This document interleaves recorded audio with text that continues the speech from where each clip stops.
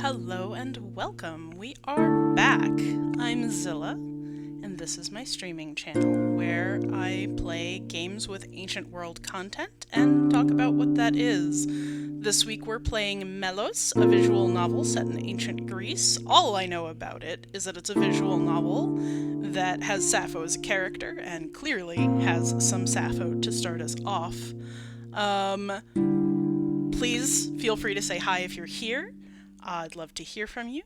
And let me know if the sound from the music is too loud. I tried a couple of times to get the balance right. Hi DJ Trundlebot, glad to have you. The music is too loud. Okay. Hold on, the visuals are going to go funny for a second while I try to fix that.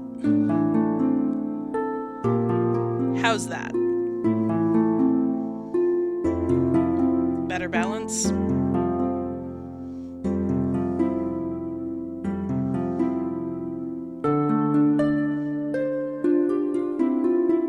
Detect no difference. Alright. Let's see if I can fix that.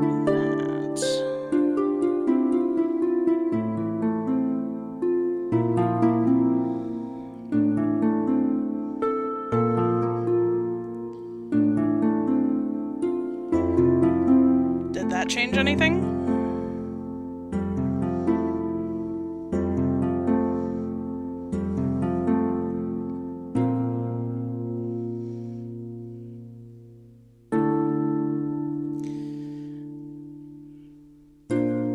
Okay, is that better? Or is it still too loud?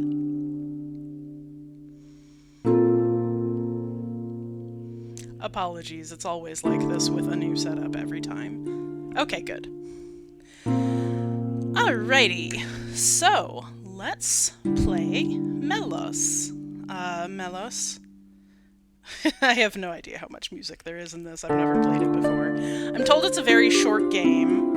The idea is that we're going to play this as long as it goes for one full playthrough, and then I'm gonna switch to a longer game before I take a break. I'm not exactly sure what the longer game is yet. There are a couple of things I need to work out. Okay, so let's talk about what's on screen, because this is fantastic. So I, as you may know, am a Sappho scholar. This is exactly my thing. And here we have a verse, if you want to call it that, from Sappho Fragment 1. All of Sappho's poems are in some sense fragmentary, so they're all going to be like that. And none of them really have titles, we just have them in an order. Actually, we have them in a couple of different orders, which is very exciting. This is usually Sappho Fragment 1. It's one of the more complete poems of hers that we have. Sappho, I should talk about a little bit. She was an ancient Greek poet. She lived on the island of Lesbos. Okay, so the music is still too much. Hold on one moment. I have a different thing I can try. Let me just see.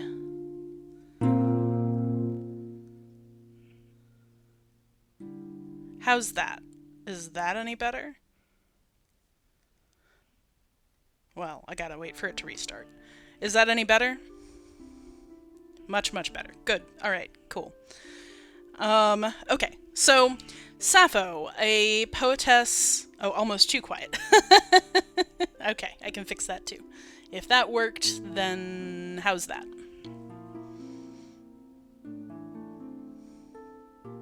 Great to have feedback. Makes the view a little wonky, but I guess you can all see some of what I'm seeing. Pretty samey, huh? Well, it was dramatic the first time. Let's go anyway. Okay, good enough. I'm gonna do one more small adjustment, and unless that makes it unlistenable again, we'll...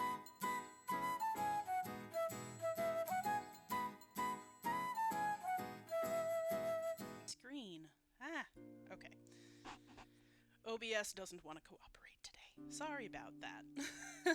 Okay, so let's get on with talking about Sappho. Sappho lived in the Isle of Lesbos, which is just off the coast of what we now call Turkey. She was Greek, as we understand it. I think I've said before, Greece at the time was more of a culture spread across a lot of different city-states. Her city-state was called Mytilene, which is still a city on the island. It was one of the two big cities there, and it was colonized by Greeks sometime in like 700-ish BCE, and Sappho was like the second, maybe first, but maybe second generation after that. So we think she lived in the mid 600s BCE. And so she is part of the elite Greek ruling class, the colonizers who live in Mytilene on Lesbos, alongside the population of, well, I don't really know exactly who they were, but some kind of more local to Anatolia and sort of what we would call Turkey. We think they were Semitic, just based on similarities in architecture and stuff like that, and some of the traditions that Sappho picked up. So she speaks Greek, she writes Greek, and her work is so beautiful. I mean, it's literally my favorite poetry even still. But it's so beautiful even at the time. They call her the 10th muse. I mean, at the time. Plato called her the 10th muse about 300 years later. Whatever. But like, she's very well known, very popular. She was not by any means the only female poet in and among Greeks. She's potentially contemporary with this other poet called Erinna, who is known for her didactic hexillic pentameter. So Sappho writes lyric poetry, which has these very old meters that we find in all kinds of Indo-European peoples. What we have here, this stanza, is actually in what we know as the Sapphic stanza format. And I can go on about this forever. I should probably move on. Anyway, so what we have here, Poikilothron athanata Aphrodite, Paidios doloploke lissomaise, me masaisi metonaisi damna potnia tumon. And the translation, on the throne of many hues, immortal Aphrodite, child of Zeus, weaving wiles, I beg you, not to subdue my spirit, O queen, with pain or sorrow, which is a pretty decent translation. And like, I know way too much about this poem. I could go on and on about all of the things. Like, Poikilothron, let's just start off. We don't actually know for sure. Like, this is what we call a hapax legomenon. There's only one attested iteration of this word. It's probably a portmanteau, essentially, because poikilos means like spangled or many-colored. So it, it's an adjective. It could go with a lot of stuff. And then thron or thronos is throne. So where we get our word throne or seat. But we don't actually know for sure that the letter there is theta. It might be phi. And if it's poikilophronos, well, thron actually means mind. So a many-spangled mind versus a many-spangled throne, like, both things seem like they could theoretically apply to Aphrodite, having very slightly different meanings. Personally, I go with the thronos, the seat, because I think she's talking about beauty. But it's hard to say. So we are talking about Athanatos, Thanatos being death. For those of you who have played Hades, you will recognize this. So Athanatos means deathless. so immortal, Aphrodite, child of Zeus, Paidios, Doloploke. So, Dolos can mean anything from a trick with all of its semantic range in English, to sort of a sly gesture, or like a subtlety.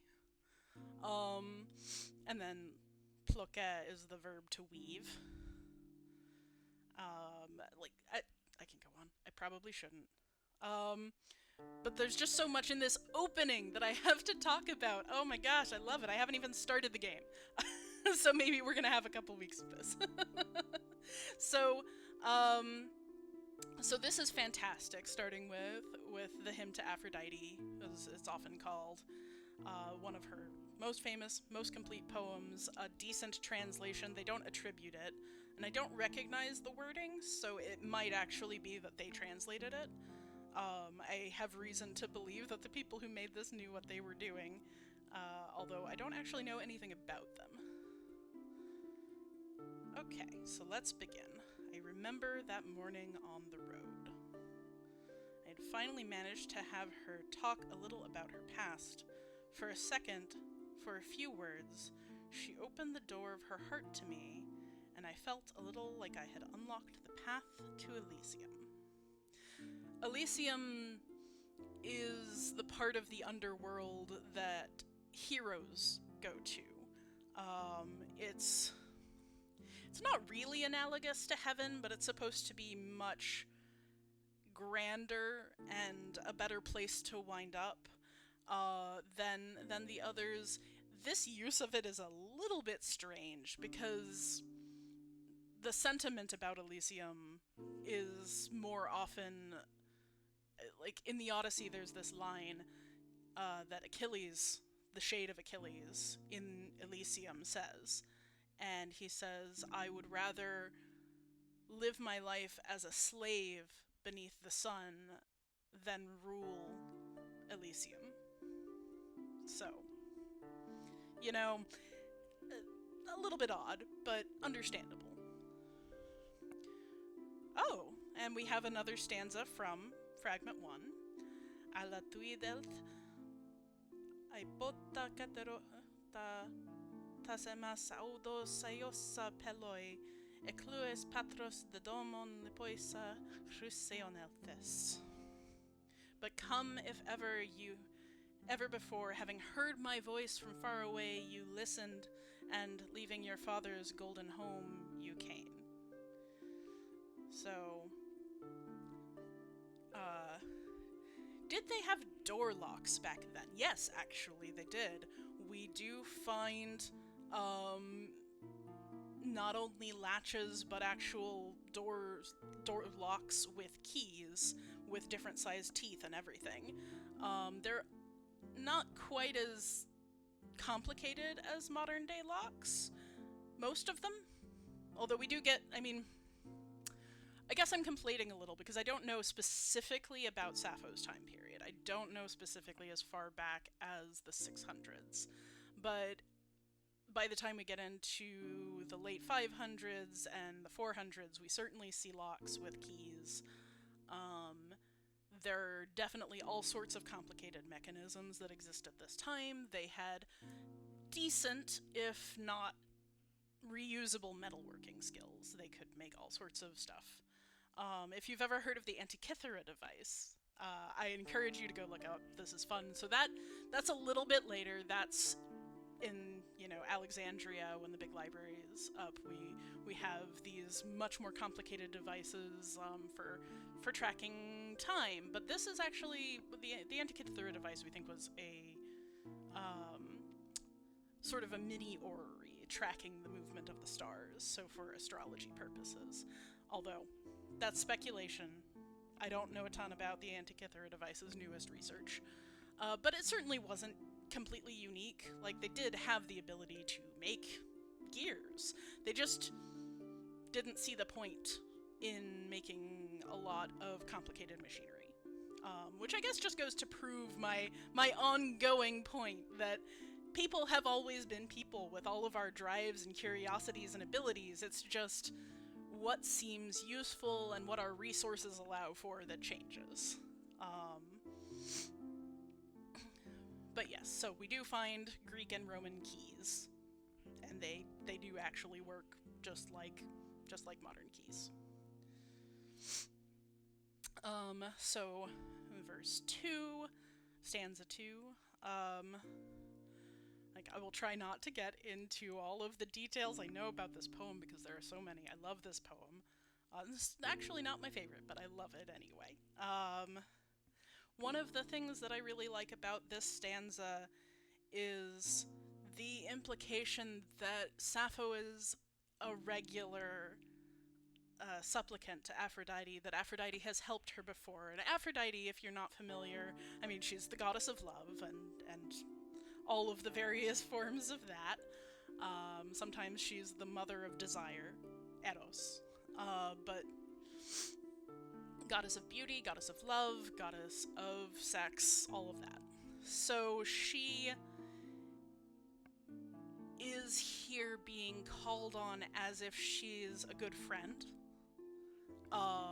There's some more complicated implications that we might get to later on, so I'm not going to spoil them, but I really like this this image of the goddess coming down from the heavens, from Mount Olympus, to tend to mortal prayers.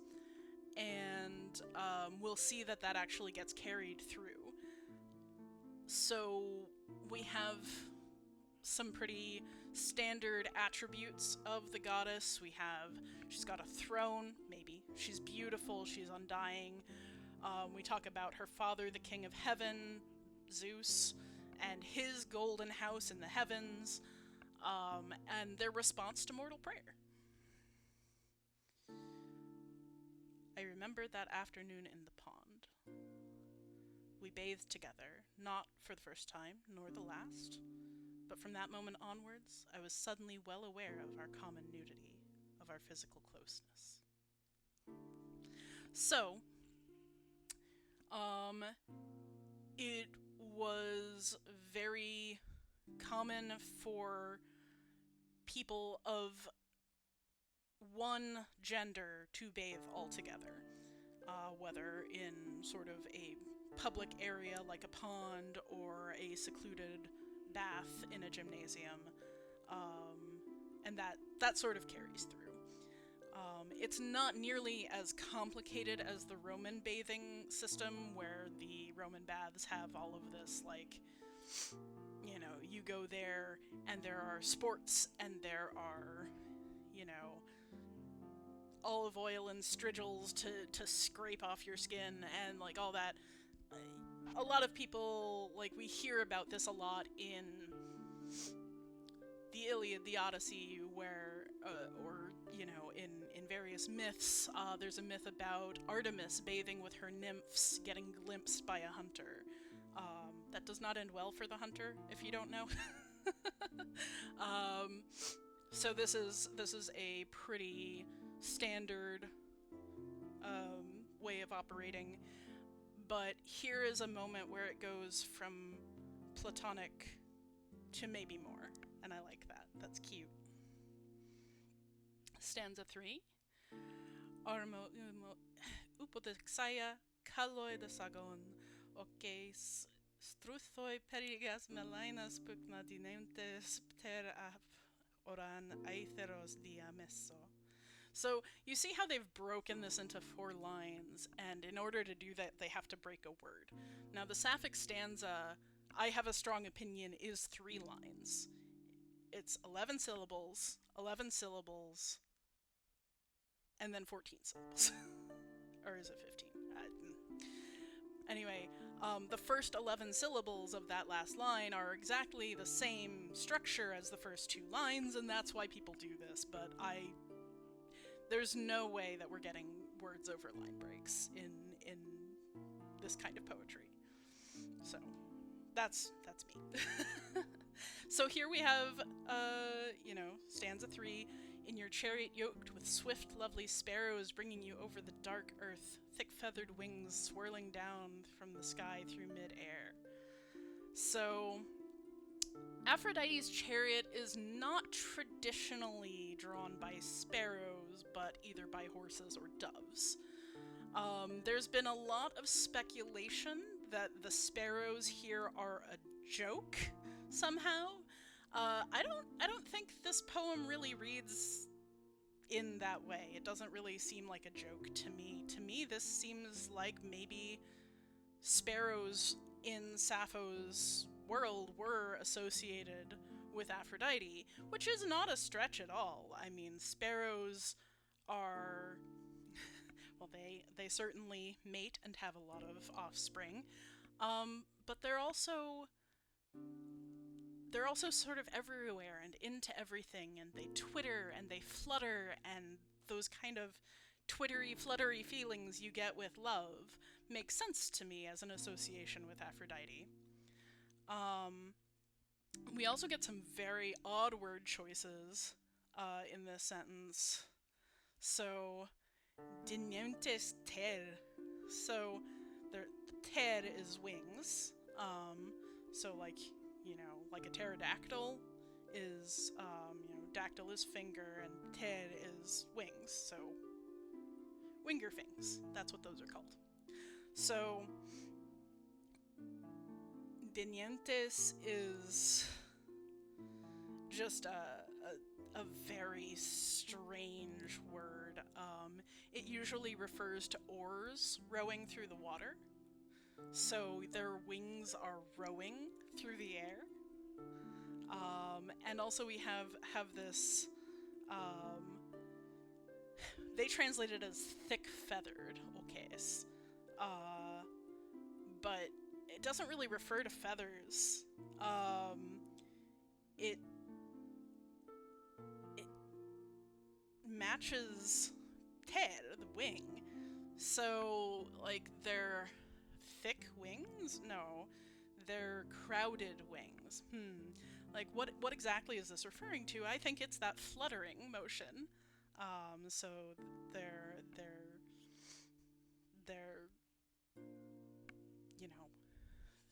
they're fluttering wings rowing through the air.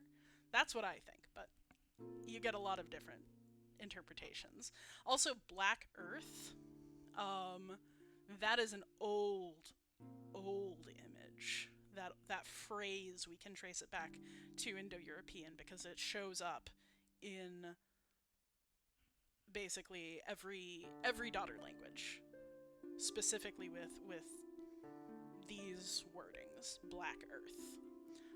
And that blackness is associated with rich, growing earth, with fertile earth, which is a good image for Aphrodite. Okay, I should move on. I remember that evening in a tavern overflowing with people. Our table was crowded, but that did not bother her. Actually, she was smiling, joking, flirting with the man in the next seat. Oh, that's a joke. I kept my best polite face, but deep inside my chest, the internal fire of jealousy and the chilling wind of despair were battling each other. This is a reference to what is usually called Sappho 31.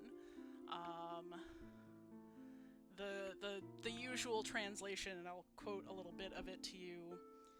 He seems as if a god to me, that man who sits and speaks with you. My tongue fractures and my mind breaks. A subtle fire runs beneath my skin. It's describing the pangs of longing and jealousy for this other woman who is talking to a man across the way. And I really think that this is kind of a gorgeous statement. So I'm wondering if we're Sappho. I don't know. I don't know. Like, all I know is that she's a character in this. So that's cute. I like it. Aipsadexikonto sudo makaira mediaisais athanato prosopo eroti deute peponthagoti deute kalemi. Arriving quickly, you, blessed one, with a smile on your unaging face, asking again, what I have suffered, why I am calling once more. So here we get a continuation of that image of Aphrodite as a personal friend, someone who has come to Sappho before. And what's interesting is we get this as like quoted speech, as if Aphrodite is actually literally coming and speaking to her, which is not super common, to put words in the god's mouth, as it were.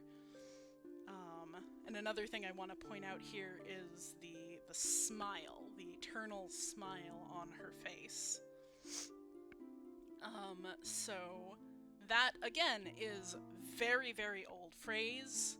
The smile is associated with Zeus and Zeus's children, with the sky god, the sky father, and the sky father's children. The blessed smile on the undying face. And you can actually trace this through a bunch of things. Like, I wrote a whole paper on it in the Aeneid, how, in book 5, for the first time, he smiles as he is playing the father figure over his whole community.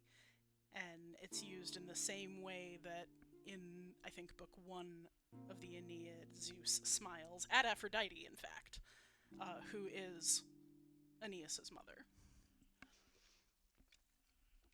Okay. I remember that night in a particularly desolate region.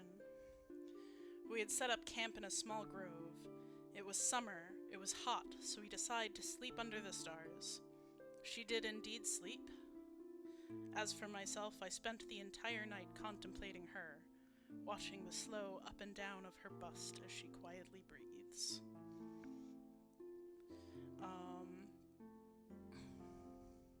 Don't have much to say there, that's pretty standard. Koti moi malista telogenestai mainola thumo. Tinedauta peto aps sagen esan filotata tisto asaf adike. So I want you to notice in Tina Deute Petho Abs again. I don't know if you can tell where this is. It's the end of line 2 into line 3. There are these little crosses. They're called cruciforms. What they're indicating there is that we don't know for sure that this is the correct text. So I'm interested that they include that there. And another thing we here get, Sappho. So Sappho is named by Aphrodite in this poem written by Sappho. And in my wild heart, what did I most wish to happen to me? Whom again must I persuade into the harness of your love? Sappho, who wrongs you? Yeah, so that... the harness of your love, that's the part, like, persuade into the harness of your love is the part that's contested. I've seen a lot of different things go there. Not particularly sure what they're doing with that, but in any case,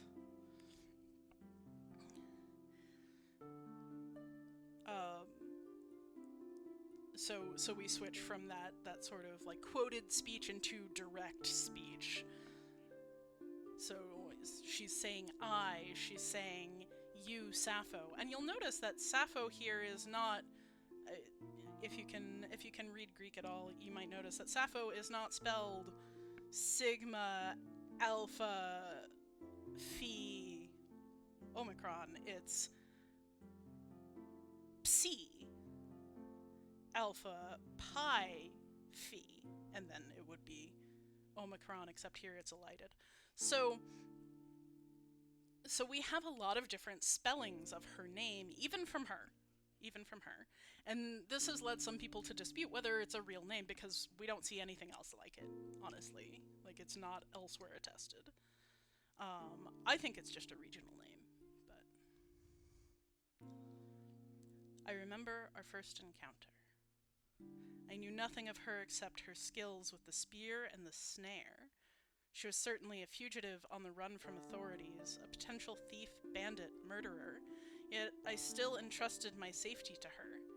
Out of necessity, I tried to convince myself then, but perhaps already, unconsciously, under the whispers of some malicious goddess. That's interesting. So, we don't typically hear about women with spears and snares as, somebody on the run. But they do. That happens, for sure. The snare and the spear are typical hunting accoutrements. So this may be a follower of Artemis. This may be somebody who rebelled against the gender norms of her society, or this might just be somebody exiled from another land, perhaps to the east, where it's more common. Who knows? Maybe we'll find out. Kaigar he feuge, tacheos dioxe, hai de dora me decet ala doce, hai me file, tacheos filese, kuk eletoisa. And if she flees, soon she will pursue. If she accepts no gifts, soon she'll give. If she does not now love, soon she will love again, even against her will. So, here Aphrodite is reassuring Sappho that even if things aren't working out right now, it will turn around.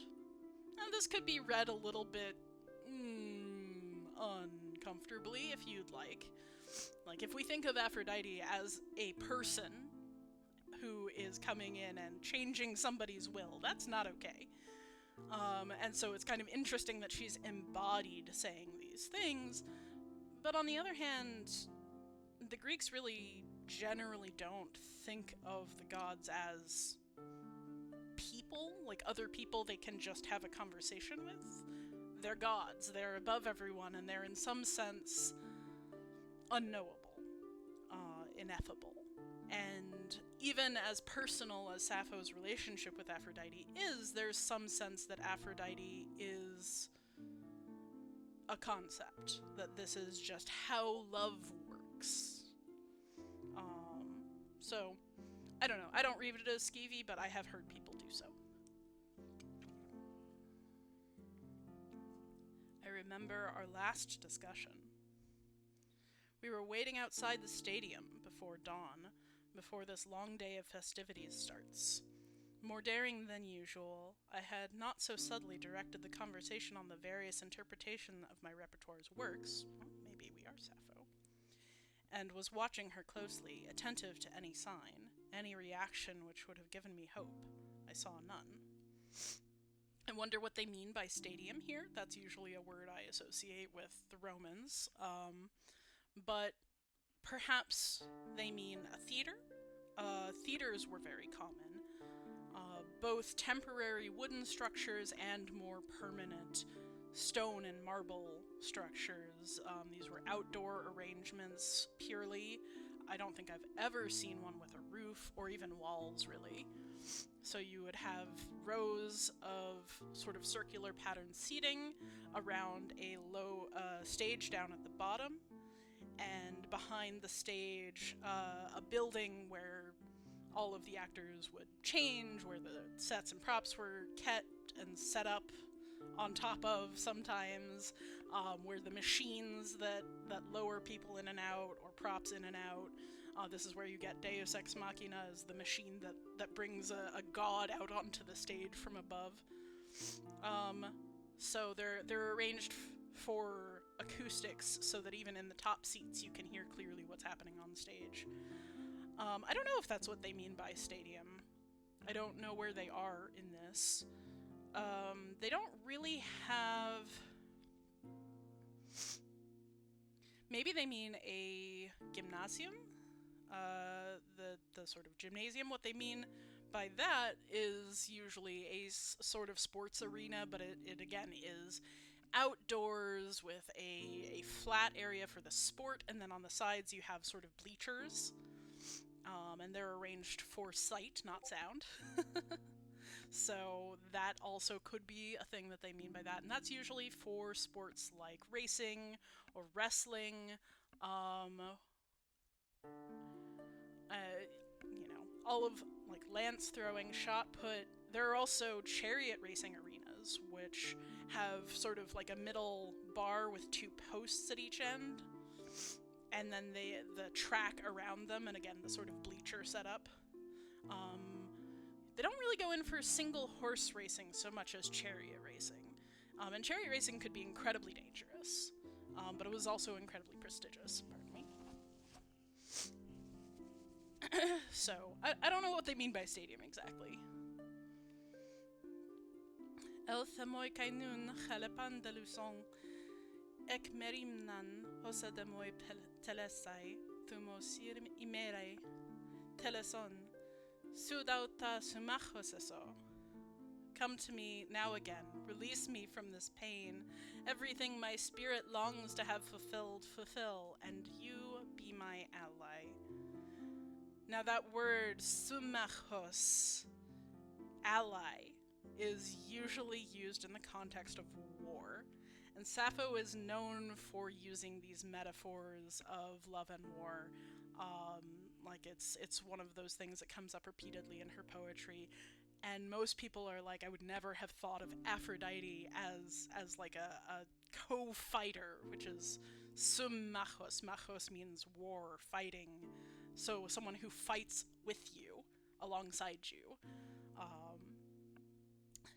And then it reminds you that all of that quoted text was imagined, right?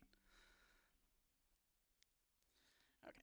I remember these moments and many others, small and big, casual and special, every precious little brick of the time I spent with her. Brick. They do use brick, but not nearly so much as the Romans. They're much more inclined to use wood or stone. But it really depends on where and when. On Lesbos, in Sappho's time, actually, is much more stone than anything else. It's one of the things that we really have a lot of evidence for, is they were using these much sort of blockier Near Eastern styles. I don't know. I don't know what the brick metaphor is here. I suppose it might work, but odd. I remember, and I am happy. I remember, and I am sad. And now we scroll down to get, the famous painting of Sappho. I don't remember offhand who this is by, but this is a very famous painting of Sappho playing the lyre. On a marble stage surrounded with marble seating. We appear to have inscriptions on the seats, which I don't think are in the painting at all. In fact, I think this is a little bit cobbled together. But I can see at this,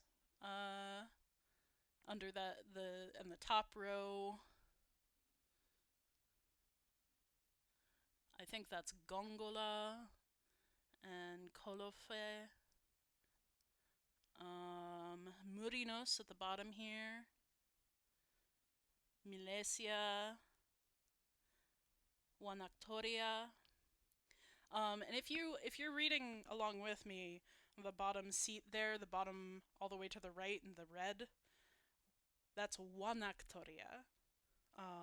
You see that letter that looks like an F, that's actually a digamma, which makes a W sound. And it disappears out of Greek writing well before we start getting a lot of the more well-known inscriptions and things, the more well-known copies of things.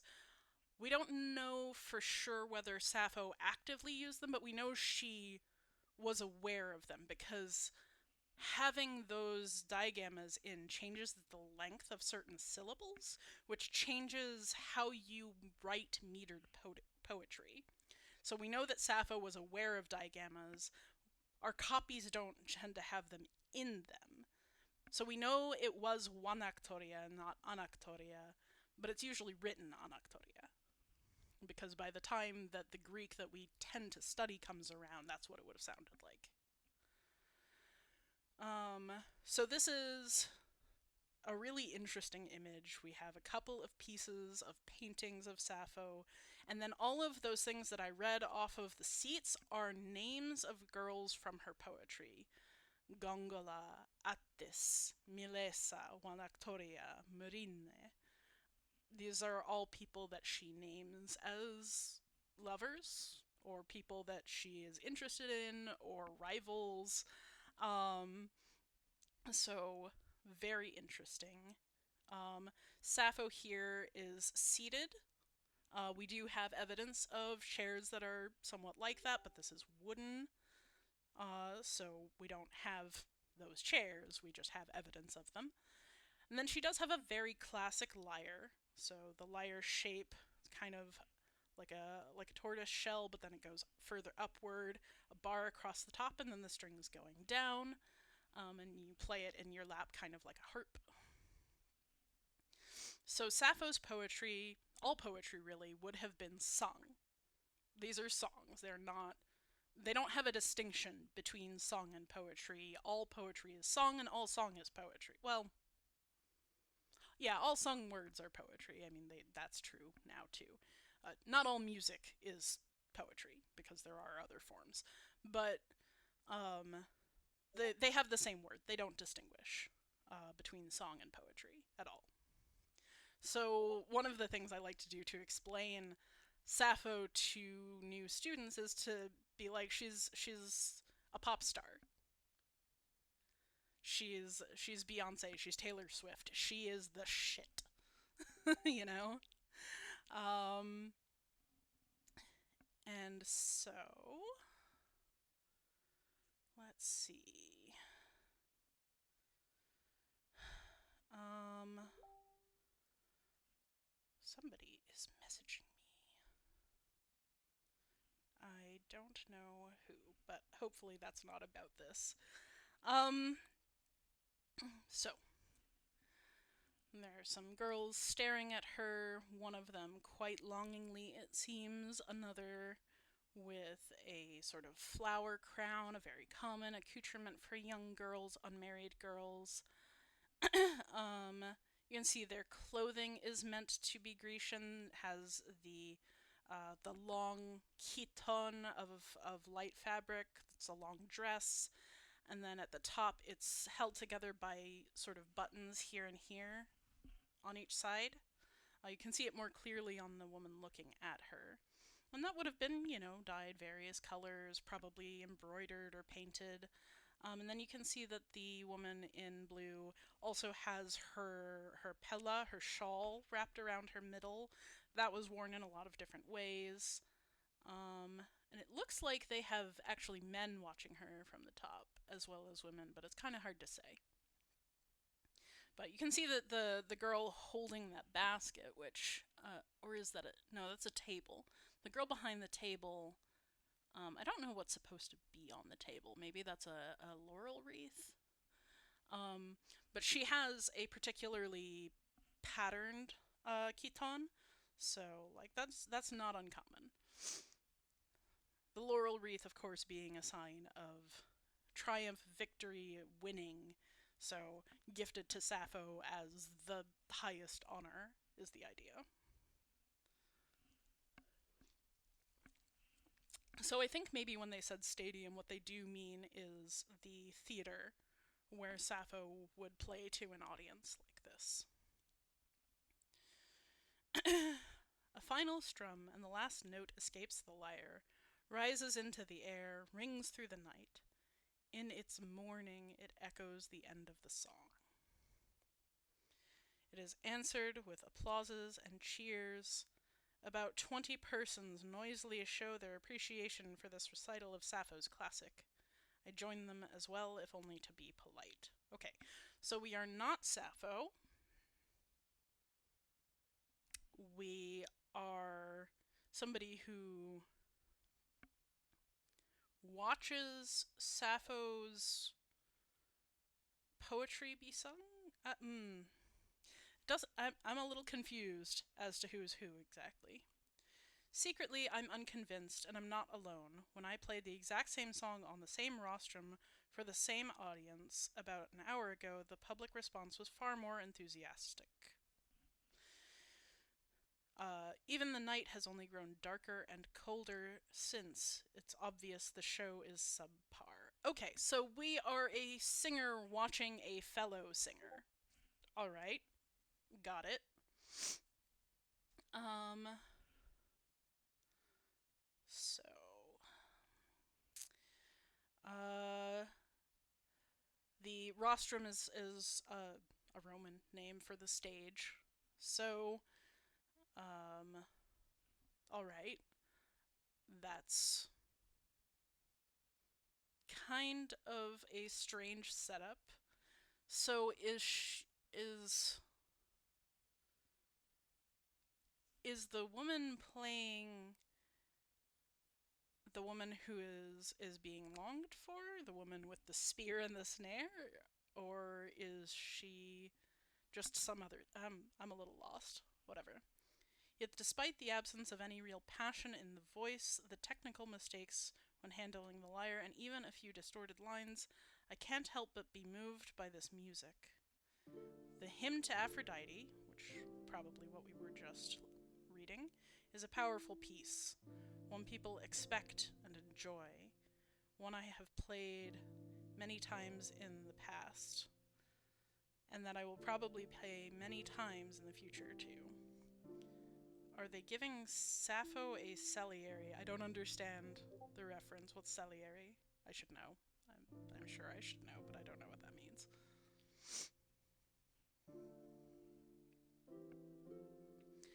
But for several months now, I've been unable to hum its melody without picturing a specific face. Okay, so the woman playing the song is in the present. It is not the longed-for person from the past. Without imagining a certain pair of beautiful eyes looking at me while I'm singing, without dreaming about one unique person listening to the word between the lines, and understanding the special meaning the song has for me. Salieri is from Amadeus. Okay. Guess not. Given that context, but cute. Cute idea. And this is but the most harmless of my recent quirks. Oh, we're going to be afflicted by love, are we? I have turned obsessive, possessive, I sleep little and badly, cannot bear the shortest of separations, constantly observing her and over-interpreting each and every of her words and actions. I do my best to hide it, as a professional artist trained to save face and smile in all circumstances. I'm pretty sure I've managed to keep the mask of sanity and happiness on until now. But deep inside I'm crumbling, on the verge of breaking, at the gates of madness. Gates of madness, another phrase. I don't think it appears in Sappho, but I've certainly seen it in lyric poetry, in poetry describing love. The flames are in me, the subtle fire. They want to go out, but I keep them locked inside, and so they consume my soul. And more than passion itself, it's the silence which is killing me. I haven't told anyone, not her nor any other person. To be sure, this would not reach her ears somehow. In fear of the consequences of such a reveal. Some of the text here is not 100%. I've observed her for days and nights, yet I've never found a single hint that she may feel about me the same way I feel about her. But I have grasped enough to understand she was born in a culture of power and steel, which does not highly value romance, a world where reproduction takes precedence over proper love, and that she still lives by the spirit of her education, if not its customs. That's an interesting one. I don't know what to make of that. So we do get the sense that this object of love, is from somewhere else, some other culture, but if this person is an ancient Greek, then that idea should not be foreign to her. That's how marriage works. Marriage is about reproduction, not about love. And love between women is fine. Love is also revered, but love between men, between a man and a woman, or between a woman and a woman is fine.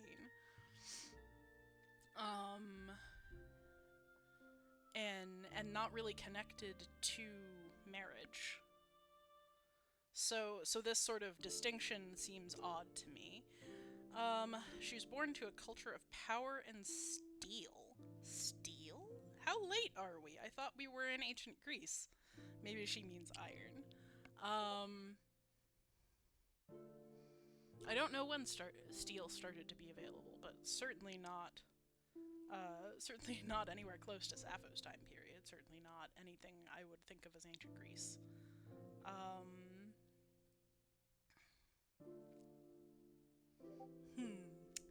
Curious. I might have to look that up.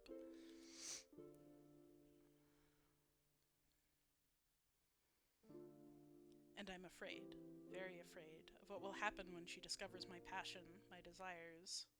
Afraid of bewilderment, afraid of rejection, afraid of fear, afraid of anger.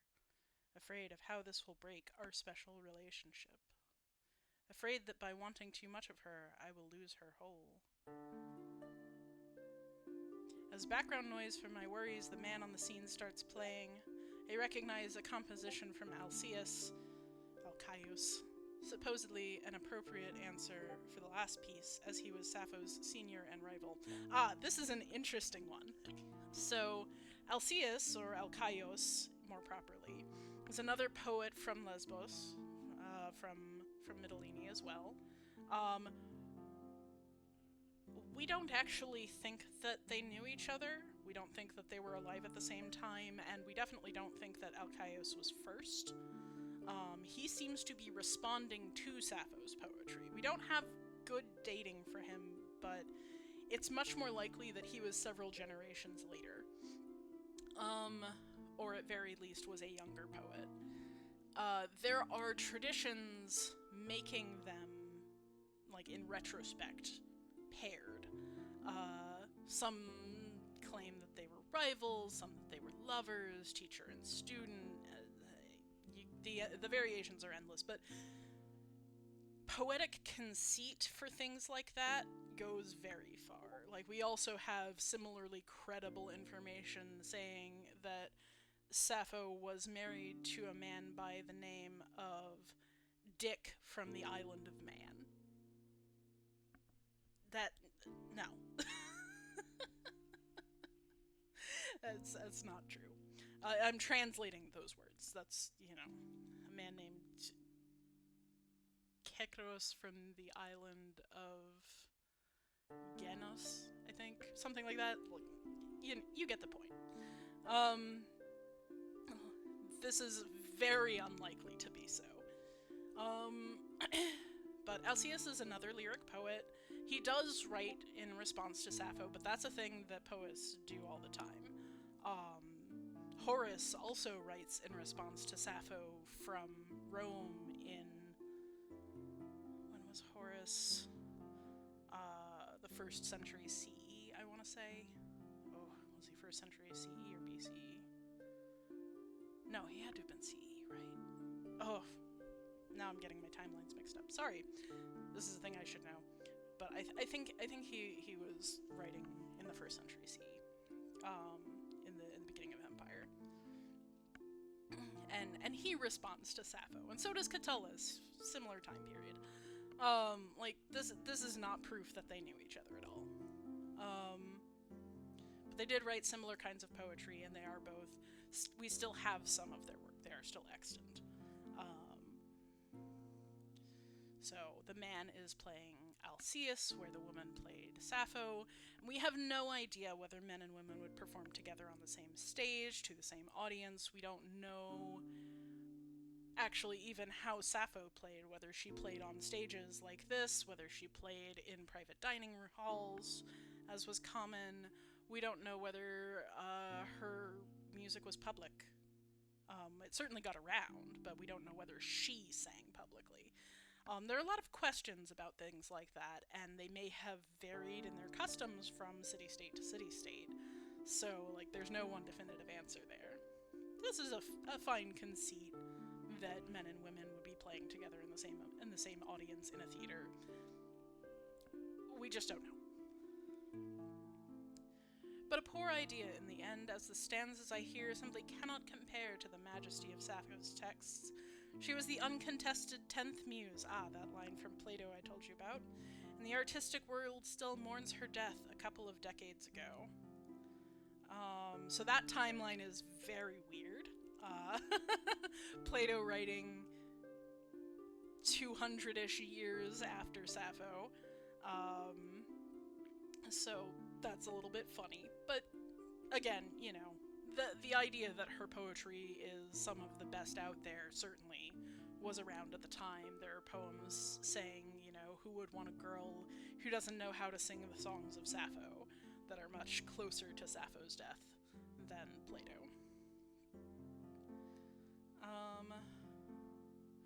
As for Alcaeus, I mean, I find Alcaeus' poetry beautiful as well. I don't think it's as good. This is a fine interpretation, but it's not like it's bad. It's not like it's unlistenable or anything. It's very good. The nagging melody nonetheless calms me down a little bit. Odd choice of words again. I review my options. This afternoon I took part in one of the main events of the festival, in the city theater under the gazes of hundreds of people. A grand contest of poetry in which many artists tried their luck, including the one distracting us right now. Wait, so are they not in a theater? Or are they, like, sitting around a fire? Well, it's hard to say. But since they mention a festival, they are probably at a festival for, I mean, I'm assuming for Apollo or Dionysus. Often Dionysus is god of the theater, and his festivals, you would get tragedy, you would get comedy, you would get improvisational stuff, you would get pure music, you would get lyric poetry, all sorts of things. So probably some kind of Dionysia. Triumphing in such a competition is usually life's goal for a singer, but this was not my main concern this year. However, I did plan my day with extreme precision. As soon as my early and obligatory performance ended, I retreated back to the shadows, discreetly escaped the theater to hide myself in the nearby woods. Odd.